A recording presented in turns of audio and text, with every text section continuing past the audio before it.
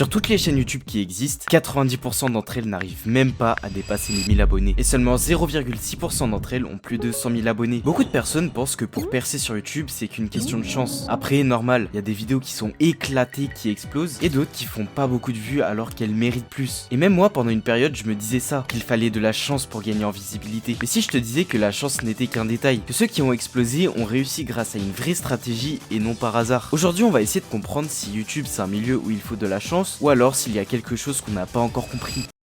Pour comprendre comment on perce, il faut comprendre comment fonctionne YouTube. YouTube, c'est ce qu'on appelle une plateforme de découverte. C'est un service conçu pour aider les utilisateurs à découvrir de nouveaux contenus, de produits ou des expériences en fonction de leurs intérêts et de leur interaction, même s'ils ne le recherchent pas forcément. Par exemple, Spotify te propose des musiques en fonction de tes goûts, Netflix des films et séries en fonction de ton historique. Et YouTube, si t'as compris, c'est la même chose. Il utilise des algorithmes basés sur ton historique pour te recommander des vidéos qui pourraient t'intéresser. Alors, ça a l'air bête d'expliquer ce que c'est YouTube, mais pourtant c'est important de comprendre pour savoir ce qu'il faut faire pour percer. Il a été optimisé pour te partager le meilleur contenu possible. Et donc pour percer, il faut que tu fasses partie de ces meilleurs contenus. Mais s'il a été optimisé, pourquoi il y a des vidéos géniales qui ne sont pas mises en avant et d'autres nulles qui font beaucoup de vues? Alors forcément, ça donne l'impression que tout est aléatoire, que YouTube met en avant ce qu'il veut et que si une vidéo marche, c'est un coup de chance. Mais est-ce que c'est vraiment le cas ?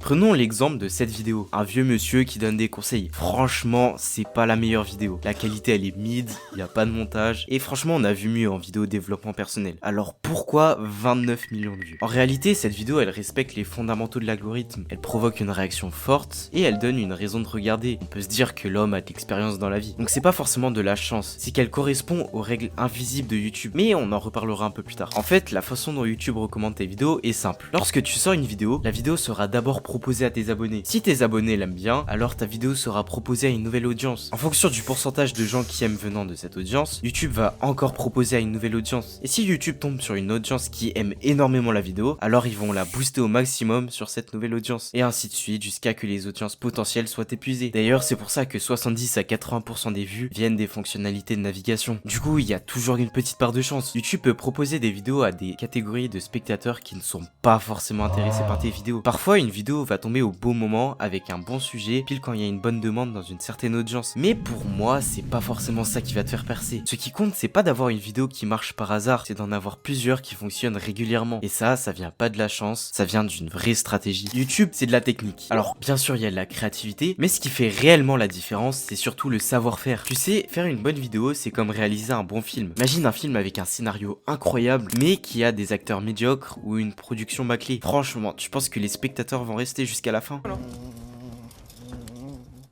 Bah c'est pareil pour YouTube. Si ton script, ta voix off et ton montage sont bien, alors ta vidéo sera bien et donc sera propulsée par l'algorithme. Premier point clé, bien écrire. On va faire un petit peu de maths. Un bon script, c'est comme une fonction qui dépend de deux variables. Si l'une est mauvaise, alors le résultat sera nul. La première, c'est la structure de ta vidéo. Écrire un script, c'est pas écrire un texte au hasard. Il faut suivre un plan. Et ça, on vous le répétera toujours, il faut avoir une ligne directrice intéressante. De garder une direction claire et dynamique. Avant de rédiger, écris d'abord tous tes points clés avec une bonne transition entre chaque point clé. Et si tu bloques pendant l'écriture, c'est qu'il y a un problème. Peut-être élargir un petit peu ton sujet. La deuxième variable, c'est l'impact émotionnel. Pour ça, il faut avoir une accroche intrigante dès les premières secondes. Une progression logique qui garde le spectateur captivé et une conclusion qui laisse un impact important. Donc voilà, si tu travailles ces deux aspects, ton script sera normalement un peu plus engageant. Ensuite, il faut savoir bien parler. Et ça, je l'ai déjà dit plusieurs fois, mais c'est pas magique, ça s'apprend. Regarde la toute première voix off que j'ai faite. Minecraft, mais si je prends un dégât, la vidéo s'arrête. Pardon. Et maintenant, regarde ma voix dans cette vidéo. Il y a une amélioration, on est d'accord? Enfin, je crois. J'espère. Enfin bref, vous devez apprendre à parler. Et pour ça, il faut que tu cries. Ouais, non, mais je rigole pas.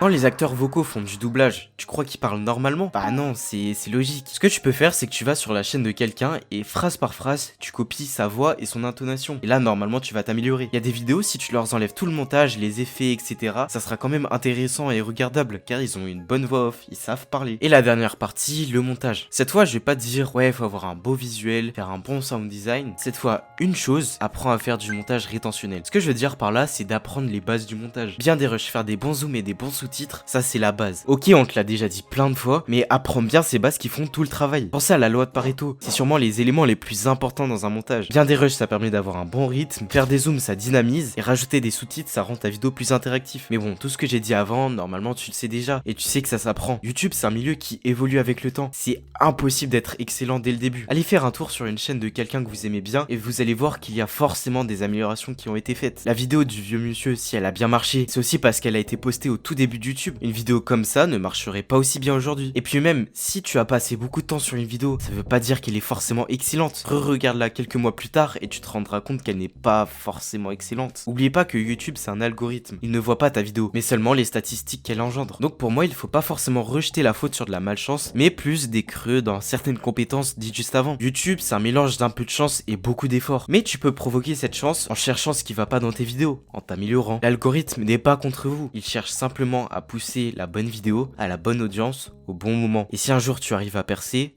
bravo. Mais ne prends pas la grosse tête. Bisous.